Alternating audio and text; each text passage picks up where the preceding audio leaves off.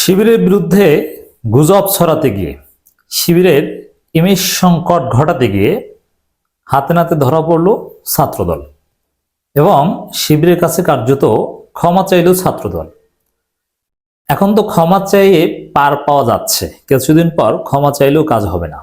ছাত্রদলের খবর আছে, ছাত্রদল জানে বাংলাদেশে বিশ্ববিদ্যালয়গুলোতে ছাত্রদলের কোনো রাজনীতি নেই। ছাত্রদলের রাজনীতি এখন টেম্পো স্ট্যান্ড ভিত্তিক। তারা জানে বিশ্ববিদ্যালয় ছাত্র সংসদ নির্বাচনে তারা কোনো ভোট পাবে না, এ কারণে এখন তারা ছাত্র সংসদ নির্বাচন ঠেকাতে যাচ্ছে। তারা জানে সাধারণ শিক্ষার্থীরা এখন শিবিরের উপর আস্থা রাখে, বৈষম্যবিরোধী ছাত্র আন্দোলনের উপর আস্থা রাখে। এজন্যে নানান নাশকতা করে, গুজব ছড়িয়ে, স্যাবোটাজ করে, ছাত্রদলের রাজনীতি এখন দুইটা, স্যাবোটাজ এবং গুজববাজি। এই দুইটা কাজ করে শিবিরের ইমেজ সংকট ঘটানোর চেষ্টা করছে। কিন্তু এরা এতটাই মাথা মোটা যে গুজবও ঠিক মতো ছড়াতে পারে না, ধরা পড়ে যায়। ছাত্রদলের ছিনতাই, চুরি, চাঁদাবাজি এগুলো ফটোকার্টে শিবির নাম দিয়ে চালিয়ে দেওয়ার চেষ্টা করে মুহূর্তের মধ্যে ধরা খায়। যদি বিভ্রান্ত সৃষ্টি করা যেত তাহলে একটা বিষয় ছিল যে না, ওরা পারে, ওরা গুজব ছড়ানোর যোগ্যতাও রাখে না, এতটাই মাথা মোটা, পড়াশোনা করে না। ছাত্র তো শেষ হয়েছে অনেক আগে, 10-15 বছর হয়ে গেছে, এখনো ছাত্র রাজনীতি করে। মাথায় কাজ করবে কিভাবে, পরিবারের দায়িত্ব নিতে পারে না, গার্লফ্রেন্ড চলে যায়, কোনো শৃঙ্খলা নাই এদের মধ্যে। এরকম অবস্থা তো হবেই। তো দর্শক, মজার একটা ঘটনা, মজা পাবেন। শিবিরকে ফাঁসাতে ছাত্রদল কর্মীর কাণ্ড, ক্ষমা প্রার্থনা। ক্ষমা প্রার্থনাটা কার্যত জনগণের কাছে, শিবিরের কাছে। এই ঘটনার মধ্য দিয়ে আরো কিছু কনক্লুশন আমরা যাব, কিছু ইনফারেন্সে আমরা যাব। ছাত্র শিবির ইমেজ সংকট তৈরি ও ফাঁসাতে আক্রমণ করার নাটক সাজিয়ে শাহজালাল বিজ্ঞান ও প্রযুক্তি বিশ্ববিদ্যালয়ে সাবিপ্রবি আবাসিক হলে হুলস্থুল কাণ্ড ঘটানোর অভিযোগ উঠেছে এক ছাত্রদল কর্মীর বিরুদ্ধে। এটাই এখন ছাত্রদলের রাজনীতি। একটা ধরা পড়েছে, এরকম অনেক রাজনীতি আছে, এরকম কাণ্ড ঘটায় ছাত্রদল নিজেরা নিজেদের হত্যা করছে। এজন্য অগ্রিম তারা বলে দিচ্ছে, ছাত্রদলের কমিটি দেওয়ার পর জাহাঙ্গীরনগর বিশ্ববিদ্যালয়ে অনেকগুলো ককটেল ফুটাবে নাকি শিবির। আর জনগণ হাসাহাসি করছে, সাংবাদিক সমিতির নেতারা এগুলো ফাঁস করে দিচ্ছে কারা কি ঘটাবে। যাক দর্শক, মানুষ ছাত্রদলের এই টেম্পো স্ট্যান্ডগিরি দেখে মজা পাচ্ছে। ওই কর্মীর নিজ বিভাগের কয়েকজনকে ছুরিকাঘাতের চেষ্টা করে ধরা পড়লে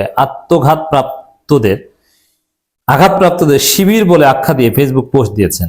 পরে ভুল স্বীকার করে তারা শিবির নন বলে পুনরায় পোস্ট দেন এবং ক্ষমা প্রার্থনা করেছেন। শিবিরের সাথে ফাজলামি করতে এসেছে এই টেম্পো স্ট্যান্ড পার্টি। শিবিরের সাথে লড়তে হলে আগে আপনাকে ছাত্র হয়ে আসতে হবে। কোনো অছাত্রর সাথে তো শিবির লড়বে না, কোনো টেম্পো স্ট্যান্ডের চাঁদাবাজদের সাথে তো শিবির বসবে না। জাহাঙ্গীরনগর বিশ্ববিদ্যালয়ে শিবির আছে, এই কারণে তারা সংলাপে বসবে না। শেষ পর্যন্ত তারাই বাদ পড়ে যায় আর সংলাপ ঠিকই হয় শিবিরকে নিয়ে। মজার বিষয়। ঘটনাটি ঘটেছে সোমবার 6 জানুয়ারি দিবাগত রাত 10:30টায় শাহপারণ হলের 437 নম্বর রুমে ঘটে। ওই শিক্ষার্থীর নাম শেখ ফাকাব্বির সিন। এই ঘটনা এখন জাতীয় সব গণমাধ্যমে আলোচিত হচ্ছে। শিবির মজা নিচ্ছে আর ছাত্রদল, ওদের তো লজ্জা শরম নাই। লজ্জা শরম থাকলে ওরা মুখ দেখাতো না মানুষের সামনে, হাতে চুরি পরে ছাত্রদলের রাজনীতি থেকে ইস্তফা দিয়ে ঘরে বসে থাকতো, চাকরির চেষ্টা করত। তিনি সমুদ্রবিজ্ঞান বিভাগের 2022-23 শিক্ষার্থী এবং শাখা ছাত্রদলের রাজনীতির সঙ্গে যুক্ত আছেন বলে জানা গেছে। ছাত্র শিবিরকে উদ্দেশ্যমূলকভাবে ফাঁসানোর জন্য পদপ্রত্যাশী ছাত্রদল নেতা নাইম সরকারের নির্দেশে এই ছাত্রদল কর্মী এই অপচেষ্টা করেছেন বলে অভিযোগ রয়েছে।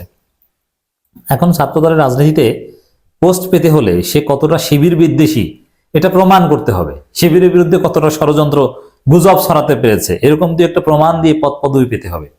এজন্য শিবিরকে ফাঁসানোর এই চেষ্টা। গুজব তো প্রতিনিয়ত সকাল সন্ধ্যা ছড়ায়, কিন্তু কাজ হবে কি, এটা তো ধরা পড়ে যায়। বিশ্ববিদ্যালয় প্রশাসন, আবাসিক শিক্ষার্থী ও প্রত্যক্ষদর্শী সূত্রে জানা যায়, হলের ওই কক্ষে আবাসিক শিক্ষার্থী হিসেবে সমুদ্র বিজ্ঞান বিভাগের 3 জন শিক্ষার্থী থাকেন। রাত 10টার দিকে হঠাৎ করে ওই কক্ষে আসেন শেখ ফাকাব্বির সিন। তিনি কক্ষে আসলে পারস্পরিক কথাবার্তার পর তিনি চাকু দিয়ে ওই কক্ষের আবাসিক শিক্ষার্থীদের মারতে স্টেপ নেন। এক পর্যায়ে ওই কক্ষের আবাসিক শিক্ষার্থীরা বের হয়ে ওই ছাত্রদল কর্মীকে কক্ষে আটকে রাখেন। পরে রাত 10:30টায় তিনি বিশ্ববিদ্যালয়ের শিক্ষার্থীদের ফেসবুক গ্রুপে পোস্ট দিয়ে দাবি করেন যে আমি সমুদ্রবিজ্ঞান বিভাগের 2022 শিক্ষাবর্ষের ছাত্র। ফলে মেসের টাকা নিতে গেলে শিবিরের ছেলেপেলে আমাকে কুপিয়ে জখম করে রুমে আটকে রেখেছে। একেবারে ঠান্ডা মাথায় ওরা ভেবেছিল আওয়ামী লীগ আমলের আমল চলছে। ছাত্রলীগ যেরকম নাটক করত, গাছের পাতা পড়লো শিবির করেছে, এই কাজ করেছে এটা বলে শিবির নির্যাতন করতো, এখনো ভেবেছিল সেই যুগ। কিন্তু সাধারণ শিক্ষার্থীরা যে ওদের ধরে থাপড়াবে এটা ওরা বুঝতে পারছে না। এখন বুঝুক মজা। এই ছেলে আর জীবনে ছাত্রদল করবে না। ক্ষমা চেয়েছে, এখন চাকরির জন্য চেষ্টা করো। এই পরিস্থিতিতে হলের আবাসিক শিক্ষার্থী প্রভোস্ট প্রক্রিয়ার বোর্ডে গিয়ে তাকে কক্ষ থেকে বের করেন এবং ওই কক্ষের আবাসিক শিক্ষার্থী ও ছাত্রদল কর্মীকে প্রক্টর কার্যালয়ে নিয়ে আসা হয়। সেখানে উভয় পক্ষকে 3 ঘন্টা জিজ্ঞাসাবাদ করা হয়। পরবর্তীতে রাত 2:07 আরেক পোস্টে তিনি লেখেন, রাত 10:30টায় শিবিরকে জড়িয়ে আমি যে পোস্ট করেছি তা সম্পূর্ণ মিথ্যা। এখানে শিবিরের সংশ্লিষ্টতা ছিল না এবং নির্যাতন করা হয়নি, কিন্তু উদ্দেশ্যপ্রণোদিতভাবে আমি পোস্টটি করেছি।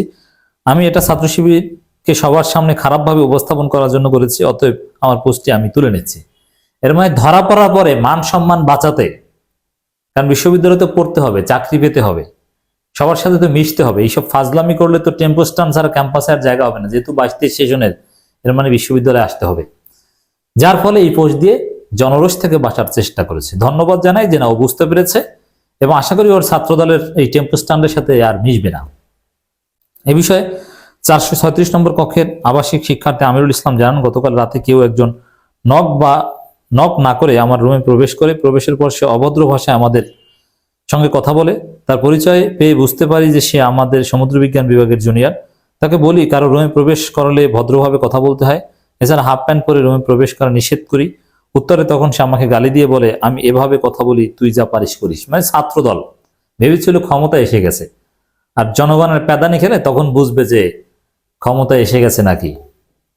তিনি বলেন, এরপর তার সোয়েটারের ভেতরে পকেট থেকে ধারালো চাকু বের করে আমার গলায় ধরে এবং বলে, তুই আমাকে চিনিস?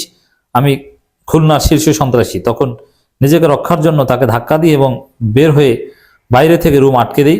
এরপর প্রক্টর স্যারকে জানালে গার্ডরা এসে বাকিদের উদ্ধার করেন। আমিরুল ইসলাম আরো জানান, আমার রুমমেট সুষম সাহার কাছে তার মাদক সেবনের ভিডিও থাকায় এটা ডিলিট। ছাত্রদল মানে এখন মাদক সেবন করে, মাদক সেবন ছাড়া ছাত্রদল পাওয়া কঠিন। সে হলে আসে। একই কক্ষের আবাসিক শিক্ষার্থী আশিকুজ্জামান রাসেল বলেন, আমিরুল নিজেকে বাঁচাতে বের হয়ে এলে রুমে আমি সহ আরমান ও রাতিন আটকে পড়ে যায়। তখন ফাকাব্বির আমার গলায় কাছে চাকু ধরে এবং ইউটিউব থেকে তার নিজের এলাকায় করা সন্ত্রাসী কর্মকাণ্ডের ভিডিও দেখায়। এরপর সে নাইম সরকার মানে ছাত্রদল নেতা নামে একজনকে কল দেয় এবং বলে, ভাই আমাকে শিবিরে পোলাপান ধরে আটকাই রাখছে, আপনি না আসলে আমাকে বলেন, আমি নিজেই নিজের স্টাইলে 3 জনকে ফেলে দিয়ে বের হয়ে যাব। এরপর আমরা বের হয়ে গেলে সে নিজের উরুতে ছুরি আঁচড় দিয়ে আমাদের উপর দোষ চাপিয়ে দেয় এবং ফেসবুকে পোস্ট করে। পরে স্যাররা এসে প্রক্টর অফিসে নিয়ে যায়। দর্শক, সীতাকুণ্ডে ছাত্রদল নেতাকে বিএনপি এক নেতাকে রক কেটে হত্যা করা হয়েছে। এছাড়া আরো বিভিন্ন জায়গায় রক কাটার ঘটনা ঘটছে। এগুলো নিশ্চিতভাবে আপনারা ধরে নিন, শিবিরকে বিতর্কিত করার জন্য বিএনপি নিজেরা ছাত্রদল নিজেদের কর্মীদের রক কেটে শিবিরের উপর দায় চাপানোর অপরাজনীতি করে।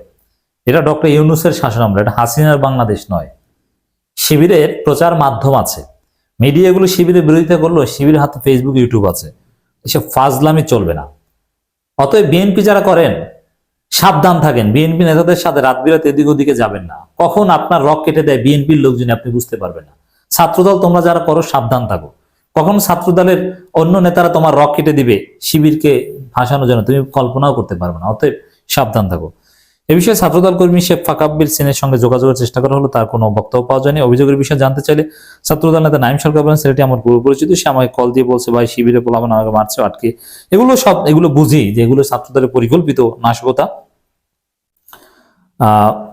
এরপরে যেহেতু আটকে রাখছে, তার উদ্ধার করা প্রয়োজন, তাই বন্ধুরা যাতে দেখতে পারে সেজন্য তাকে ফেসবুক গ্রুপে পোস্ট দিতে বলি। এছাড়া আর কিছু না, ফেসবুক গ্রুপে পোস্ট দিতে বলে, মানে বন্ধুরা যাতে দেখতে পারে। ফাজলামির আর জায়গা পায় না, জনগণকে বোকা মনে করে।